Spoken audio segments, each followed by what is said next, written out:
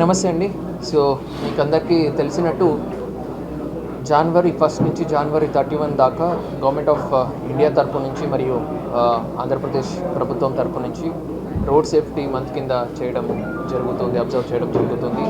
So ఈ 1 month కంప్లీట్గా awareness programmes ఏర్పాటు చేయడం జరిగింది. అందరూ స్టేక్ హోల్డర్స్ ఎవరెవరు ఉన్నారు, ఒక డ్రైవర్ ఉండొచ్చు, స్కూల్ వాళ్ళు ఉండొచ్చు, పెట్రోల్ పంప్స్ ఉండొచ్చు, డ్రైవింగ్ స్కూల్స్ ఉండొచ్చు, మీడియా వాళ్ళు ఉండొచ్చు, అండ్ మెయిన్ ఇంపార్టెంట్గా అందరూ ఆల్ ఎన్ఫోర్స్మెంట్ ఏజెన్సీస్.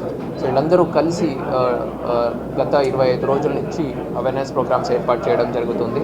సో దీని భాగంగానే ఇంకా వైడ్ పబ్లిసిటీ రావాలి అండ్ వైడ్గా మొత్తం మనము ఈ రోడ్ సేఫ్టీ సందేశం ఏముంది అది ప్రజల్లోకి వెళ్ళాలి అండ్ దాన్ని వాళ్ళు ఆచరణలోకి తీసుకురావాలి అనే మోటివ్తో నెక్స్ట్ 5 days ఇంటెన్సివ్ ప్రోగ్రామ్స్ ఏర్పాటు చేయడం జరిగింది. గతంలో కూడా మనము సైబర్ సురక్ష అనే పేరుతో ఆల్మోస్ట్ 15 days సైబర్ సేఫ్టీ సంబంధించి ఇంటెన్స్ క్యాంపెయిన్ చేయడం జరిగింది.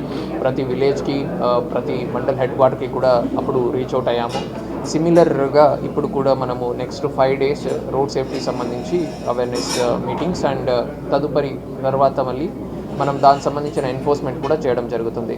సో దీని భాగంగా ఒక ఇంపార్టెంట్ థింగ్ ఏంటంటే మళ్ళీ February 1 నుంచి అనంతపూర్లో కూడా నో హెల్మెట్ నో పెట్రోల్ అనేది డ్రైవ్ కూడా మనం స్టార్ట్ చేయబోతున్నాము February 1 నుంచి. సో దానికి ముందు కావాల్సినటువంటి అవేర్నెస్ ప్రోగ్రామ్స్ అన్నీ కూడా నెక్స్ట్ 5 daysలో చేయడం జరుగుతుంది. మనము ఫిగర్స్ చూసినప్పుడు గత 3 సంవత్సరాల్లో ఆల్మోస్ట్ ఒక 1000 members వరకు ప్రాణాలు రోడ్ యాక్సిడెంట్స్లో కోల్పోయినప్పుడు 1500 members వరకు రోడ్ యాక్సిడెంట్స్లో ఇంజూర్డ్ ఉన్నారు. లాస్ట్ ఇయర్లోనే చూస్తే దాదాపు 300 మంది అనంతపురం జిల్లాలో డిఫరెంట్ రోడ్ యాక్సిడెంట్స్లో వాళ్ళ ప్రాణాలు కోల్పోయారు. సో ఆల్మోస్ట్ 300 ఫ్యామిలీలు రోడ్ మీదకి వచ్చినట్టు. సో దీన్ని దృష్టిలో పెట్టుకొని మనం ఒక జీరో యాక్సిడెంట్ డిస్ట్రిక్ట్గా మనం ఉండాలి, జీరో ఫెటాలిటీ రేట్ మనకు ఉండాలి అనే ఒక మోటివ్ పెట్టుకొని మనము ముందుకెళ్ళడం జరుగుతుంది.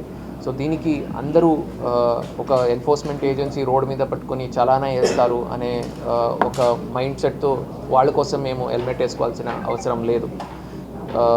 హెల్మెట్ మా కుటుంబం కోసం, మా ఫ్యామిలీ కోసం, మా అక్క, చెల్లి, అన్న, తమ్ముడు, భర్త, భార్య కోసం, మన వాళ్ళ కోసం మేము హెల్మెట్ వేసుకోవాలి. మన వాళ్ళ కోసం మేము సేఫ్గా బయటికి వెళ్ళిన వాళ్ళు మళ్ళీ అట్లాగే సేఫ్గా రిటర్న్ ఇంటికి రావాలి. సో ఆ మోటివ్ పెట్టుకొని మనము ఈ ప్రోగ్రామ్ ఏర్పాటు చేయడం జరిగింది. సో దీంట్లో అందరూ స్టేక్ హోల్డర్స్ కోఆపరేట్ చేస్తూ ఈ ప్రోగ్రామ్ని సక్సెస్ చేస్తారని అనుకుంటున్నాను.